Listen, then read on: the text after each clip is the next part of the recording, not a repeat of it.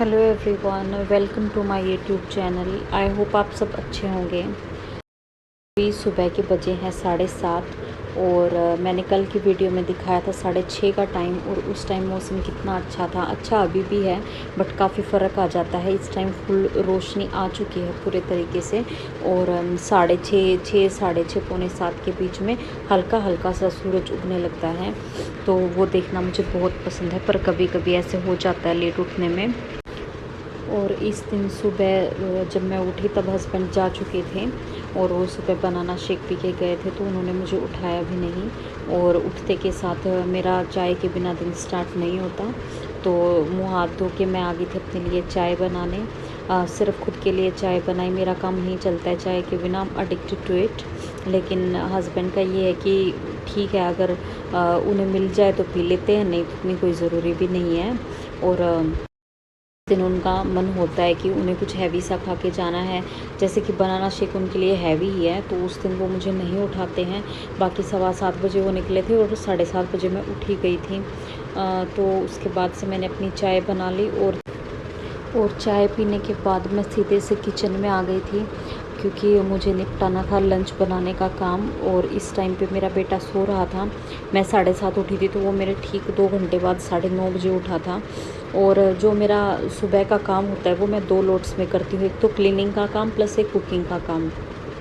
तो मैं अकॉर्डिंगली करती हूँ कि मेरा बेटा किस टाइम उठता है। अगर वो मेरे साथ ही उठ जाता है, जल्दी उठ जाता है, तो मैं क्लीनिंग का काम कर लेती हूँ पहले, क्योंकि वो सुबह सुबह अच्छे मूड में होता है, तो वो अपना टाइम खुद में खेलता रहता है, निकाल देता है।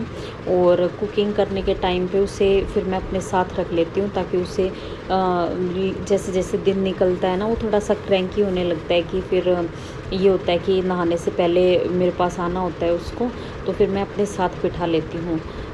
और आज वो सो रहा था, तो मैंने पहले कुकिंग स्टार्ट कर दी। और आज मैं लंच के लिए बनाऊंगी कढ़ी। तो उसके लिए मैंने इसमें कुकर है मेरे पास पिजन का छोटा वाला, इसमें मैंने डाला है दही।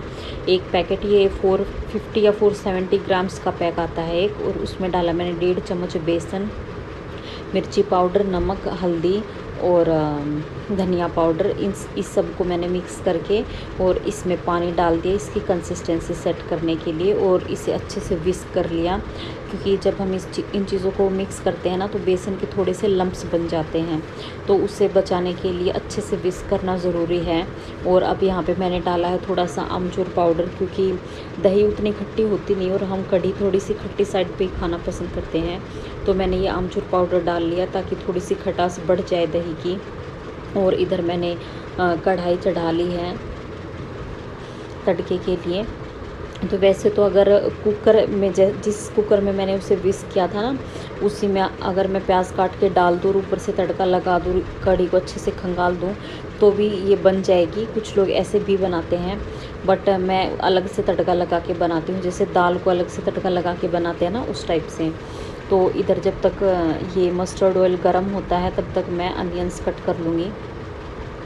तो मैंने इधर कड़ी पत्ता निकाल लिया है। तो ये थोड़े से सुधारने पड़ते हैं, क्योंकि 2 वीक हो गए कड़ी पत्ता को रखे हुए, तो बीच में एक आध पत्ता थोड़ा सा ब्लैकिश होने लगता है।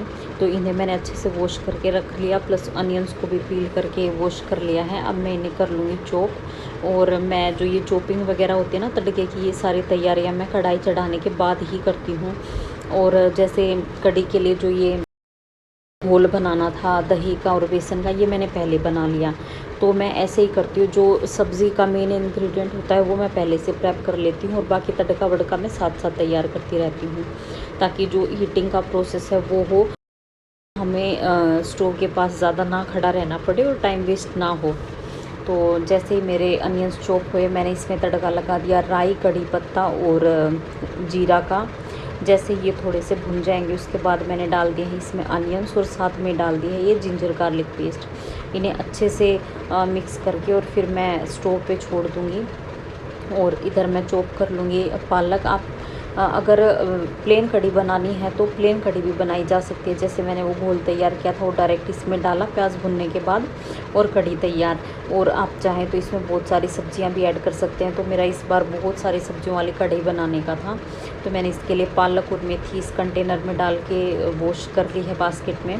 और जो मैंने आपको कंटेनर्स दिखाए थे जिनमें ये स्टोर की हुई थी, तो आपने देखा होगा उसमें कितनी फ्रेश थी ये सब्जियाँ।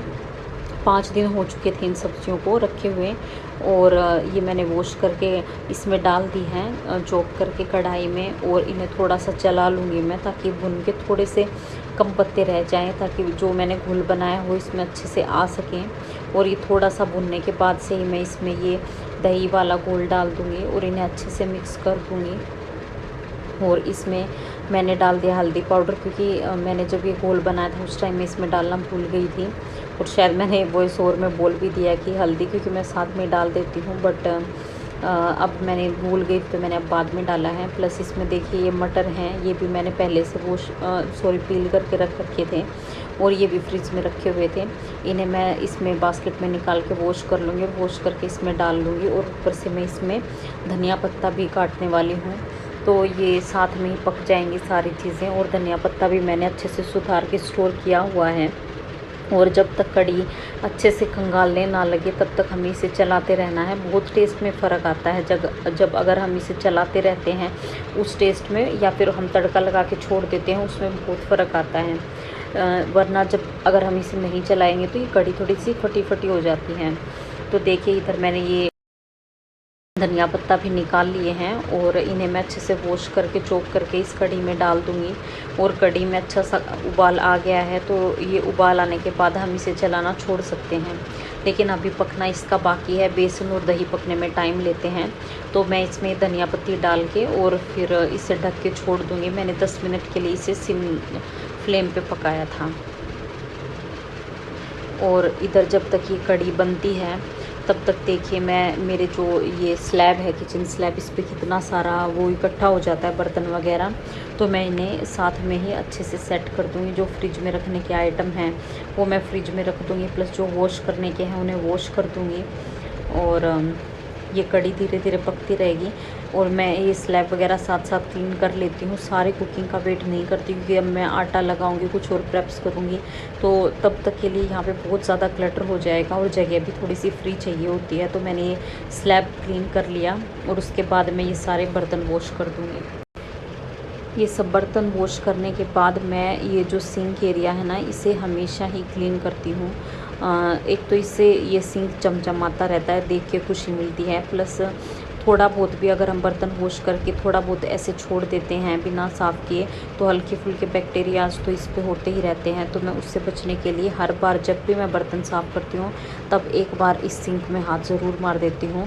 2 मिनट का एक्स्ट्रा टाइम लगता है, लेकिन उससे थोड़ी जो बर्तन साफ़ करने की सेटिस्फेक्शन है ना, वो अच्छी आती है। और फिर मैं इन बर्तनों को इस टब से निकाल के लगा दूँगी इनकी जगह पे। और फिर मैं करूँगी अपना अगला काम। तो ये टब मुझे बहुत सही लगता है बर्तन साफ़ करने के लिए, क्योंकि जो नीचे पानी रहता है ना, पानी बर्तनों का पानी निथर के नीचे आ जाता है और बर्तन अच्छे से सूख जाते हैं। तो इधर देखिए कढ़ी बॉईल हो चुकी है और मैं यहाँ पे अब कर लूँगी ब्रेकफास्ट बनाने की तैयारी। और ब्रेकफास्ट में मैं बनाने वाली हूँ उपमा।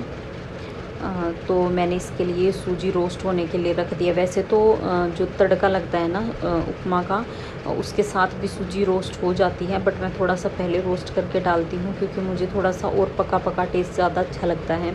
तो जब तक ये सूजी रोस्ट होगी तब तक मैं लंच के लिए चावल चढ़ा दूँगी इस छोटे वाले कुकर में। और ये देखिए थोड़ी बहुत मल्टीटास्किंग करनी पड़ती है, क्योंकि मुझे ऐसे हो रखा है कि जैसे मेरा बेटा उठे उससे पहले पहले मैं सारा काम कर दूं, लेकिन ऐसा पॉसिबल नहीं होता। लेकिन कुछ कुकिंग वाला ऑलमोस्ट काम हो गया था मेरा। तो इधर ये सूजी रोस्ट होने के बाद मैं इसे निकाल लूँगी दूसरे कंटेनर में, और इसी जो बर्तन है उसमें मैं लगा दूँगी तड़का। तो इसमें मैंने मस्टर्ड ऑयल डाला है, प्लस ये करी पत्ता धो के रख दिए थे मैंने यहाँ पे, और इसी में मैंने डाल दी है राई। तो ये तड़का लगा के मैं सीधा इस सूजी को इसमें डाल दूँगी और मसाले वगैरह डाल दूँगी। तो मसालों में वैसे तो ये उपमा होता है इसमें हल्दी पाउडर नहीं जाता है, लेकिन मैं डाल देती हूँ क्योंकि एक तो मुझे उसका कलर अच्छा लगता है। वैसे तो जो प्लेन वाइट उपमा होता है उसका भी कलर अच्छा होता है, बट मुझे हल्दी कुछ ज़्यादा ही पसंद है। प्लस थोड़ी एंटीबैक्टीरियल प्रॉपर्टीज़ भी होती हैं इसमें, तो मैं कोशिश करती हूँ हरी चीज़ में हल्दी डालूँ। प्लस यही उपमा मेरे बेटे ने खाया था ब्रेकफास्ट में, तो मैं उसके खाने में जितना हो सकता है उतना हल्दी और जो ये कॉर्डिमेंट्स होते हैं ये डालने की कोशिश करती हूँ। ये बहुत अच्छे होते हैं डाइजेशन के लिए और बच्चे के लिए भी। तो फिर मैंने अपना ब्रेकफास्ट इंजॉय किया और फिर उपमा के साथ मैंने एक और चाय बना ली थी। आई नो इतनी चाय हेल्दी नहीं होती, लेकिन फिर भी किसी किसी चीज़ के साथ वो चाय का कॉम्बिनेशन ही सही बैठता है। तो जब तक मैंने ब्रेकफास्ट किया तब तक मेरा बेटा उठ गया था और उसके बाद मैंने उसे दूध वगैरह पिलाया, फ्रेशन अप कराया और फिर वो खेलने लग गया। तो ये मेरा सेकंड राउंड है किचन में। अब मैं कर लूँगी जो ब्रेकफास्ट वगैरह के चाय के बर्तन बने थे वो साफ़, और उसके बाद मैं कर लूँगी ये किचन स्टोव सब क्लीन करके रख दूँगी, क्योंकि ऑलमोस्ट जो है वो कुकिंग का काम हो चुका है। चावल बन चुके हैं, कढ़ी बन चुकी है, ब्रेकफास्ट भी हो चुका है। प्लस मेरे बेटे के लिए ब्रेकफास्ट बनना है और उसमें इतना क्लटर इकट्ठा नहीं होता, तो वो मैं देखती हूँ मैं उसे क्या बनाऊँ, क्या खिलाऊँ। तो वो मैं जब वो उसका खाने का टाइम होता है ना, वो मैं पहले से सोच के नहीं रखती, वो मैं साथ साथ ही बना देती हूँ उसके हिसाब से। कभी वो ज़्यादा खाता है, कभी कम खाता है। हर बार बच्चे का जो डाइट है वो अलग होती है, तो मैं उस हिसाब से उसे खिलाने के टाइम पे ही डिसाइड करती हूँ क्या बनाऊँ। और ये देखिए किचन वगैरह पूरा अच्छे से क्लीन कर दिया है। मैं स्टोव वगैरह क्लीन करने के बाद मैं कर दूँगी ये स्लैब से। एक बार मैं इसे ऐसे क्लीन कर देती हूँ इस क्लीनर से, और ऊपर से फिर मैं जो सूखा कपड़ा होता है उससे कर देती हूँ। फिर एकदम से ये ड्राई हो जाता है, क्योंकि थोड़ा सा भी गीला छोड़ दें और फिर इस पर कुछ बर्तन वगैरह रखें तो उसका निशान रह जाएगा। इसलिए मैं गीले कपड़े के साथ साथ एक सूखा कपड़ा भी साथ साथ मार देती हूँ। और फिर नेक्स्ट चीज़ थी ये आटा लगाना। ये आटा मैंने लगा लिया था। तो ये मेरा किचन का सेकंड राउंड फिनिश हो चुका है। एक में था कुकिंग एंड दूसरे में है क्लीनिंग। 2 राउंड किचन के लगते हैं, प्लस सेकंड लोड होगा अब क्लीनिंग का। लेकिन उससे पहले मैं मेरे बेटे को ब्रेकफास्ट करा दूँगी, और उसे ब्रेकफास्ट कराने के बाद ये देखिए मैंने झाड़ू पोछा कर लिया था। ये झाड़ू पोछा किया उससे पहले मैंने उसे ब्रेकफास्ट करा दिया था, और झाड़ू पोछा करने के बाद मैंने उसे नहला के और फिर मैंने उसे सुला दिया, क्योंकि उसका रूटीन यही होता है। वो सुबह उठता है, उसके बाद 3 घंटे तक वो जगता है। ये देखिए वो सो रहा है यहाँ पे, और 3 घंटे के बाद वो फिर से नहा के सो जाता है। और तब तक मैंने कर लिया था अपना यूट्यूब का काम, और टाइम हो गया था 2:30 बज गए थे। और फिर मैंने 2:15 बजे से वही रोटियां बना ली, प्लस सैलेड वगैरह कट कर लिया एंड प्लेटिंग कर ली है। और मैंने और हस्बैंड ने लंच कर लिया था साथ में, और फिर हम सो गए थे। और ये टाइम है 6 बजे का। मेरा बेटा उठ गया था 4:30, तो 4:30 से 6 तक हम ऐसे ही कडलिंग करते हैं। मेरे बेटे को फ्रूट्स वगैरह खिलाती हूँ मैं, और उसके साथ खेलने में इंगेज रहते हैं। तो 6:30 साढ़े 6 के आसपास हम चाय वगैरह बना के और फिर ऊपर छत पे आ जाते हैं। हमें वहाँ पे बैठ के चाय पीना बहुत अच्छा लगता है। मेरा बेटा भी बहुत खुश हो जाता है वहाँ पे खुले में जाके। वैसे तो मेरे हस्बैंड ले जाते हैं उसे खेलने के लिए बाहर भी, लेकिन छत का एक अलग सी वाइब बन गई है फैमिली टाइम साथ में स्पेंड करने की। और चाय पी के आने के बाद से ही मैंने कर ली थी चाय की और लंच के बर्तन क्लीन। लंच करने के बाद ऐसा हो जाता है कि बस सो ही जाऊँ, थक जाती हूँ मैं, तो बर्तन साथ साथ साफ़ नहीं कर पाती। और ये बर्तन करने के बाद मैंने कर दी थी कुकिंग की तैयारी शुरू। मैं अगले जिस दिन की वीडियो है उससे अगले दिन बनाने थे मुझे छोले भटूरे। तो उसके लिए मैं जो छोले हैं उन्हें मैंने सोख करके तो ऑलरेडी रख दिया था सुबह के टाइम पे ही। तो यहाँ पे मैं ये चाय पत्ती का पानी उबालने लगी थी, ताकि इसमें डाल के मैं वो छोले उबाल दूँ और उन्हें सीटी लगवा के आज ही रख दूँगी, ताकि कल का कुछ काम हल्का हो जाए। और इस टाइम पे मेरे हस्बैंड बेटे को बाहर लेके चले जाते हैं, तो मैं अकेले अच्छे से 1.5 घंटा मिलता है मुझे, अपने काम कर लेती हूँ। कभी काम करने का मन नहीं होता तो मैं रिलैक्स हो लेती हूँ, रेस्ट कर लेती हूँ। और इधर मैंने कस्टर्ड बनाना स्टार्ट कर दिया था। तो दूसरे स्टोव पे लिया मैंने 1 लीटर दूध, उसे गर्म किया है, प्लस 2 चम्मच कस्टर्ड पाउडर लेके, और उसमें मैं ये थोड़ा सा दूध गुनगुना गर्म होने पर मैं उसमें मिक्स कर दूंगी और दूध में उबाल आने का वेट करूंगी। और घर की हालत मैंने आपको दिखाई खिलौनों की वजह से और बाकी सामान इधर उधर होने की वजह से कैसी हो गई थी। तो साथ साथ मैं ये कुकिंग जो हल्की फुल्की है ये कर रही थी, प्लस मैंने बीच बीच में जाके घर को भी साफ़ कर दिया। तो इस टाइम का मेरा यही रहता है, जो शाम के टाइम से बेटा उठने के बाद से जितना क्लटर घर पे करता है उसे क्लीन करना, प्लस रात के डिनर की तैयारी करनी। और ये देखिए, जैसे ये दूध में उबाल आ गया तब मैंने इसमें डाल दिया था ये कस्टर्ड, जो मिक्स किया था मैंने कस्टर्ड और दूध, वो वाला पेस्ट डाल दिया था। और फिर इसमें डाल दी मैंने चीनी और इन्हें अच्छे से एक उबाल और आने दूंगी। और ये इसमें मिक्स हो जाएगा चीनी, क्योंकि ये गर्म है ना दूध, तो चीनी अपने आप ही सोख हो रहेगी, फूल चुके थे। तो मैंने इसमें कुकर में डाल दिया और चाय सीटी लगाने निकाल लिया बड़े कुकर में। तो मैं इसमें 8 से 9 सीटियाँ जो छोले हैं ये मैंने सुबह गल जाए, प्लस ओवरनाइट इनको छोलों को मैं इनमें कुकर में ही छोड़ दूँगी। और इधर देखिए कस्टर्ड बन चुका है और मैंने चख के देख लिया चीनी वगैरह बिल्कुल सही है। तो मैं इसे ठंडा होने के लिए छोड़ दूँगी और फिर ठंडा होने के बाद मैं इसे फ्रिज में डालूँगी। तो ये 2 या 3 दिन खा लेते हैं हम, 2-3 दिन तक चल जाता है। डेज़र्ट का काम करता है ये। और जिस दिन मैंने ऐसे कुछ घर पे नहीं बनाया होता कुछ एक्स्ट्रा, तो तब ये चॉकलेट्स वगैरह जो स्वीट केक्स वगैरह होते हैं वो वाले खा लेते हैं, तो वो चल जाता है। बट स्वीट टूथ के लिए कुछ ना कुछ हमें रखना ही पड़ता है, क्योंकि मेरा बेटा तो इतना मीठा नहीं खाता, लेकिन हस्बैंड का और मेरा ये है कि हमें थोड़ा थोड़ा मीठा तो चाहिए ही होता है। ये देखिए कस्टर्ड ठंडा होने के बाद मैंने इस कंटेनर में डाल के फ्रीज़र में डाल दिया था। और भी मैंने सुधार दिया, बस जो भी चीज़ें हैं उन्हें अपनी जगह पे अरेंज कर दिया। बेडशीट्स वगैरह झड़का के फिर से बिछा दी और किचन क्लीन कर दिया, सिंक एम्प्टी कर लिया वॉश करके, स्लैब वगैरह क्लीन कर लिया। और सारा घर साफ़ सफाई करने के बाद मैं आ गई थी डिनर बनाने की तैयारी में। तो लंच में हमने राइस, कढ़ी, रोटियां वगैरह काफ़ी हैवी ले लिया था। और बेटे ने भी उठ के अच्छे खासे फ्रूट्स वगैरह खा लिए थे, तो हमने सोचा थोड़ा सा ना लाइट डिनर करते हैं। और डिनर में मैं बनाने वाली हूँ जो दोपहर में राइस बचे थे उनके कर्ड राइस। और इधर मैंने तड़के पैन में तड़का के लिए ऑयल रख दिया है गर्म होने के लिए। और मैं करी पत्ता को वॉश करके ले आई और इसमें डाल दूँगी मैं राई। बस यही एक प्रोसेस होता है जो कर्ड राइस में हीटिंग चाहिए होती है। और उसके बाद जैसे ही इसको तड़का लगा मैंने इसे नीचे उतार लिया और फिर अब इसमें डाल दूँगी मैं दिन वाले लेफ़्ट ओवर राइस, इन्हें मिक्स करके। और फिर इसमें नमक और चाट मसाला जाएगा, बस ये 2 इंग्रेडिएंट्स और एक डिश तैयार। और ट्रस्ट मी, ये बहुत ही सिंपल सोबर बहुत अच्छी डिश है, बहुत सेटिस्फाइंग टेस्ट होता है इसका। और ये खाने में बहुत हल्की होती है, चाहे आप इसे डिनर में खाओ, चाहे मॉर्निंग ब्रेकफास्ट में खाओ, चाहे लंच में खाओ। ऐसे ना आपको कुछ हल्का खाना हो ना, तो एक बार ये डिश ज़रूर ट्राई करना।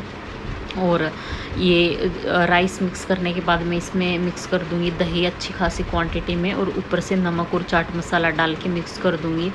और यही एक डिनर का बाउल था जो हमने तीनों ने इकट्ठा लिया था और काफ़ी सेटिस्फैक्ट्री था ये। और सोने में तो था अभी 1-1.5 घंटा, तो जब मेरा बेटा सोएगा तो वो साथ में दूध ले लेता है। हस्बैंड जिस दिन राइस लेते हैं उस दिन दूध नहीं लेते हैं।